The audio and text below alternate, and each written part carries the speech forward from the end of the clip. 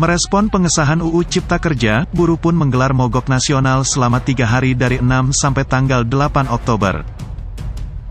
Presiden Konfederasi Serikat Pekerja Indonesia atau KSPI yaitu Said Iqbal mengklaim, aksi mogok nasional ini diikuti sekitar 2 juta buruh di 25 provinsi, yang berasal dari berbagai sektor industri. Ia menyebut, mogok nasional dilakukan sesuai dengan UU Nomor 9 Tahun 1998 tentang kemerdekaan menyampaikan pendapat di muka umum. Hal itu dilakukan sebagai bentuk penolakan terhadap RUU Cipta Kerja. Sebelumnya, meski sudah menuai protes dari serikat buruh di tanah air, pemerintah dan DPR tak bergeming dan terus melanjutkan upaya pengesahan RUU yang masuk dalam paket Omnibus Law tersebut. Dalam rapat Badan Legislatif, 2 fraksi menyatakan menolak RUU ini yaitu Partai Keadilan Sejahtera dan Partai Demokrat.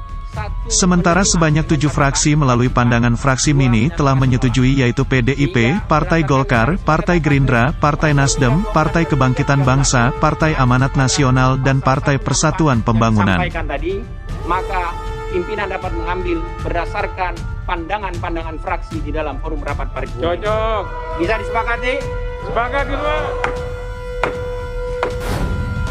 Lalu apa itu Omnibus Law yang jadi kontroversi dan ditolak keras oleh kalangan buruh dan apa isi RUU Cipta Kerja? Secara terminologi, Omnibus berasal dari bahasa Latin yang berarti untuk semuanya. Dalam konteks hukum, Omnibus Law adalah hukum yang bisa mencakup untuk semua. Atau, satu undang-undang yang mengatur banyak hal. Dengan kata lain, Omnibus Law artinya, menjadi satu peraturan dalam satu payung hukum. RUU Cipta Kerja hanya salah satu bagian dari Omnibus Law. Dalam Omnibus Law, terdapat 3 RUU yang siap diundangkan. Antara lain RUU tentang Cipta Kerja, RUU tentang ketentuan dan fasilitas perpajakan untuk penguatan perekonomian, dan RUU tentang pengembangan dan penguatan sektor keuangan. Dalam hal ini, Omnibus Law Cipta Kerja jadi RUU yang paling banyak jadi sorotan publik.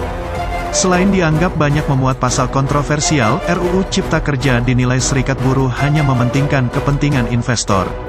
Namun demikian, jika melihat ke belakang, mengenai pengesahan UU Cipta Kerja ini sebelumnya sudah pernah disampaikan Presiden Jokowi pada pidato, seusai pelantikan bersama Ma'ruf Amin sebagai Presiden dan Wakil Presiden RI pada tanggal 20 Oktober tahun 2019. Dalam pidatonya seusai pelantikan, Presiden Jokowi menyoroti tumpang tindih pada berbagai regulasi yang menghambat investasi serta pertumbuhan lapangan pekerjaan. Oleh karena itu, Presiden Jokowi menyampaikan niatnya untuk mengajak DPR menyusun Omnibus Law. Tidak lama setelah pidato itu, Presiden Jokowi langsung memerintahkan jajarannya untuk membuat draft Omnibus Law rancangan Undang-Undang Cipta Lapangan Kerja. Saat penyusunan draft masih berjalan di tingkat pemerintah, Presiden Jokowi bahkan sudah menyampaikan harapannya ke DPR agar bisa merampungkan pembahasan RUU ini dalam 100 hari. Keinginan Presiden Joko Widodo untuk menerbitkan Omnibus Law yang dapat merevisi banyak undang-undang sekaligus akhirnya terwujud melalui pengesahan UU Cipta Kerja. Mengacu kepada pasal 164 yang disampaikan tadi.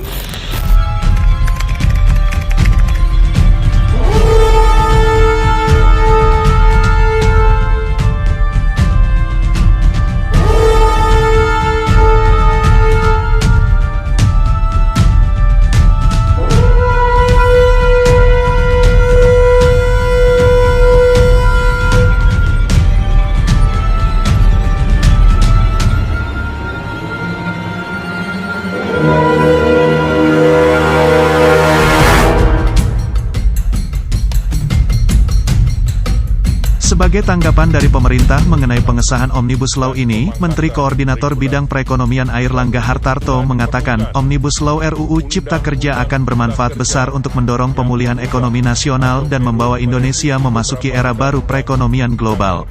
Airlangga mengatakan, RUU Cipta Kerja ditujukan untuk menyelesaikan berbagai permasalahan yang menghambat peningkatan investasi dan pembukaan lapangan kerja.